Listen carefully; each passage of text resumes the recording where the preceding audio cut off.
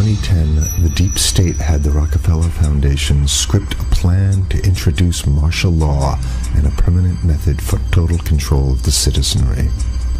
In this plan that they disguised as an academic scenario, as they called it, the method they would use to gain complete prison-like control of the entire population was to infect them with a devastating biological pandemic, and then, under the guise of protecting us from this threat, they would be free to implement their final solution, a prison state.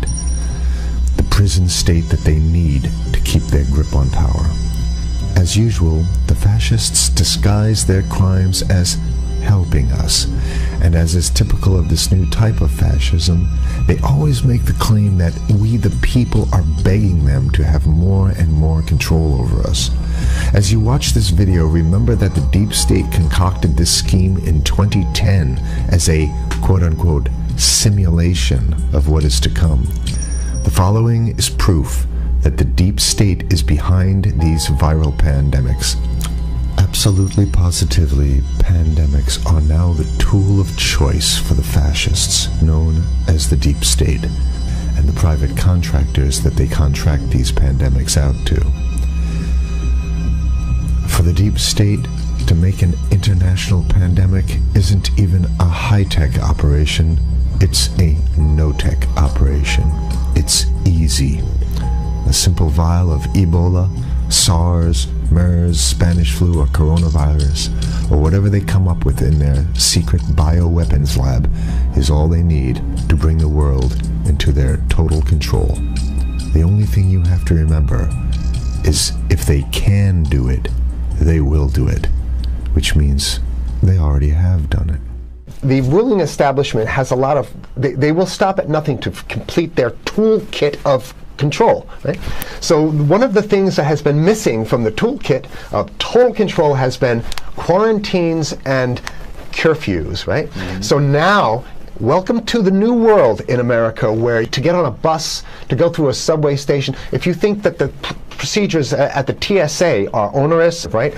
Guess this is coming to a bus depot near you. It's a more invasive way, and the ruling class needs this because, let me say, if the ruling class ever saw wide-scale civil unrest, you'd see an Ebola outbreak in America right away. Okay, so this is, what you see is that Ebola is another tool in the toolbox of the ruling class control. Yeah, to keep down absolutely, repression. Positively, 100%. This is a tool. Right. Ebola doesn't just magically start spreading. Mm-hmm. And then we have this doctors that come back here. The white people, of course, live.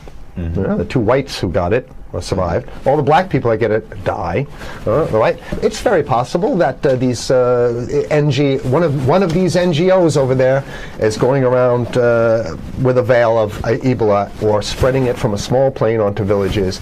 The point is to get hundreds of thousands of people infected with it and create the next phase of control. Now, one of the things I'd like to show to back up my my claims here. Here's a document from the Rockefeller Foundation. Rockefeller Foundation, right there. You can zoom in on that, where my finger is. It's called Scenarios for the Future International Development, the Rockefeller Foundation. All right. Okay. Let's take a look at what they're saying here. This is something like a 50, 60-page document. I'd like you to go to page 18, if you can look at this up on the internet, but I'll read it off to you. It's called lockstep, lockstep. And this is a phrase that I used right after 2001 when I saw the entire system of the United States, including the population, were in lockstep. So the Congress went along, and yes, it was Osama bin Laden, and the people waved their flag and said, I hate, hate, hate, hate, and everything was in lockstep. Well, in 2010, they published this, Rockefeller Foundation, and here's what they're saying. They're saying that they call it a scenario. These are scenario narratives, and they speak about it in the past tense. So they put out this scenario, lockstep. A world of tighter, top-down government control and more authoritarian leadership with limited innovation and growing citizen pushback. Okay, I'll read a little bit of it. In 2012, the pandemic that the world had been anticipating for years, nobody was anticipating a pandemic, finally hit. Unlike 2009's H1N1. This new influenza strain originating from wild geese. They use some scenario, but this is Ebola they're talking about. Ahead. Even the most pandemic-prepared nations were quickly overwhelmed when the virus streaked around the world, infecting nearly 20% of the global population and killing 8 million in just 7 months, the majority of them healthy young adults. The pandemic also had a deadly effect on economies. You can see the agenda.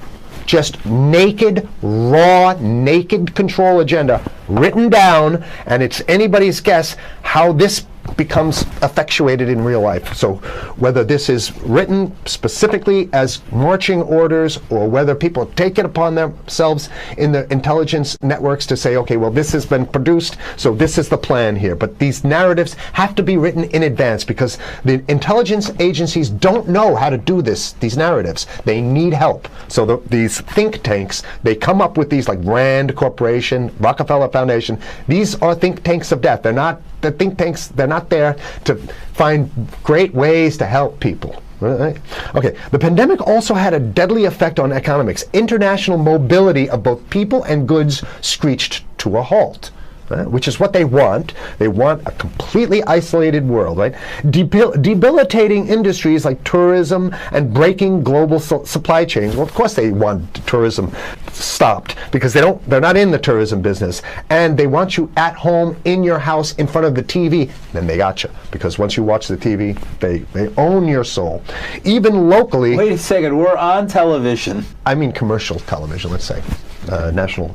Even locally, normally bustling shops and offices sat empty for months. Okay, so I love how they talk about it in the past tense in 2010. Right? The pandemic blanketed the planet, though disproportionate numbers in Africa died. Southeast Asia and Central America, where the virus spread like wildfire. It sounds like the opening monologue of a disaster movie, right? Exactly. Now listen here's the good stuff now. But even in developed countries, containment was a challenge. Now here's this one. I love this one.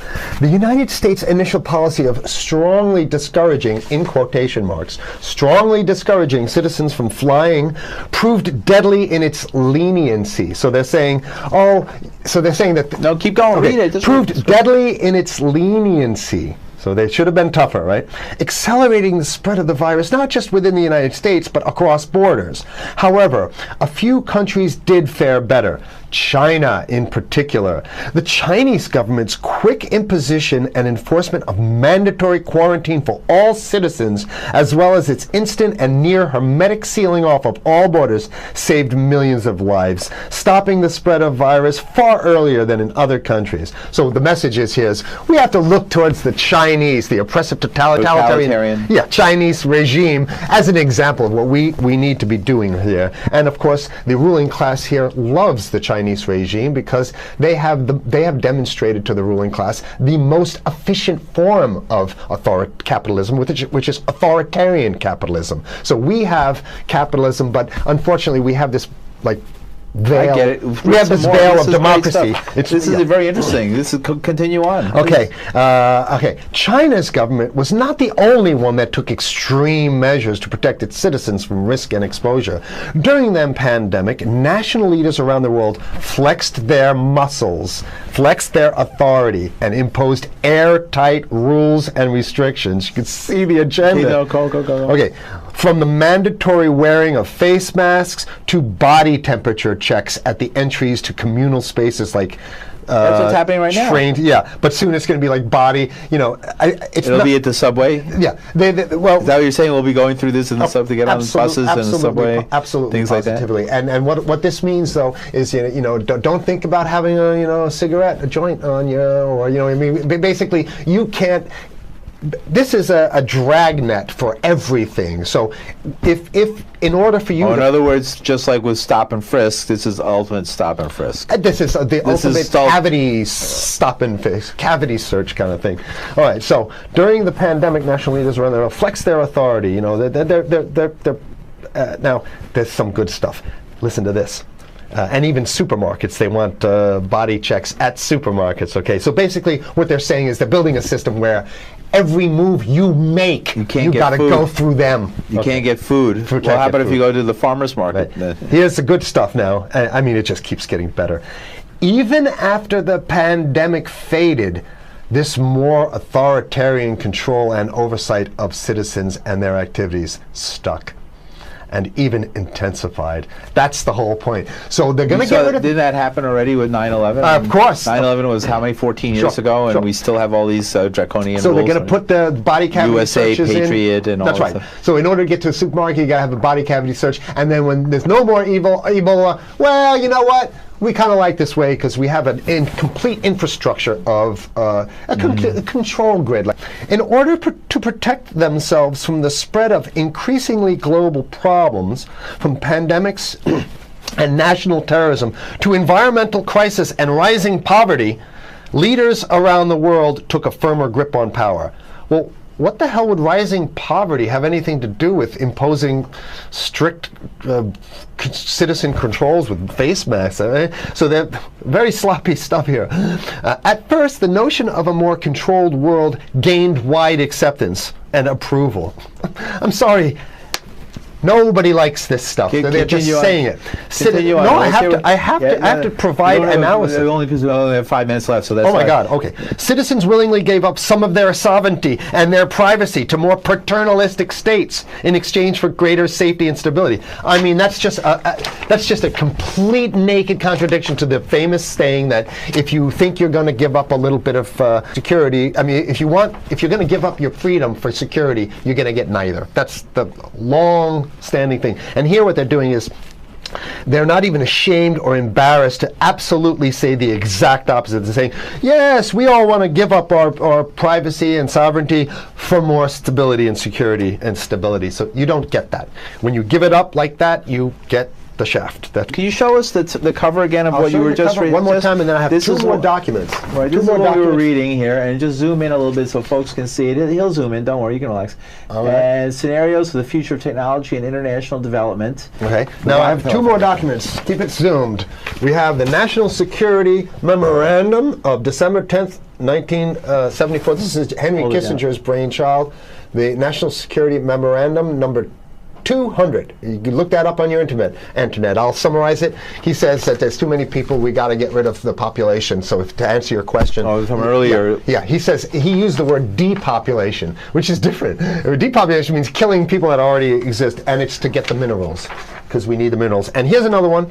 The CDC has a patent on Ebola. They patented it. Yeah? Right. So basically, if you want to get a cure for your Ebola, you got to go. It right up here, right? It says human Ebola virus species and compositions and methods thereof, and it's a patent. It's a patent. They patented the main strain plus something like 17 other strains of it. So they own it now, and I don't know how exactly you can own that, but apparently they've done the same thing. Yeah, I didn't think you could own a natural. Yeah, you can. They've. I guess the main thing to finish off this show is this: that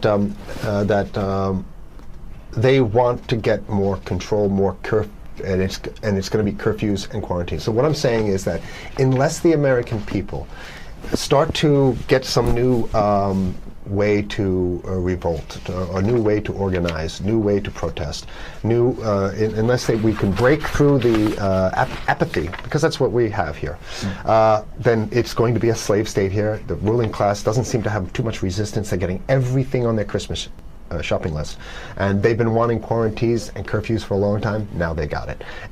And if you want to live in a world where you're tricked into all this stuff because it's for your safety, right? And if you want to have a probe and make sure you got to check your pockets, make sure you don't have anything incriminating on you before you go out, and when you step out of your house, you want some police there to monitor and see what you're doing. If that's the world you want to live in, be apathetic, don't do anything. You're going to get that world very soon. It's coming your way, definitely. Mm-hmm. Yeah. So what should people do? What's the hope? You have 30 seconds. To wake up, learn about it, and go fight these bastards in Washington. They're easy to beat. If we can just organize, we can beat them. It's simple. They're weak, and there's so few of them.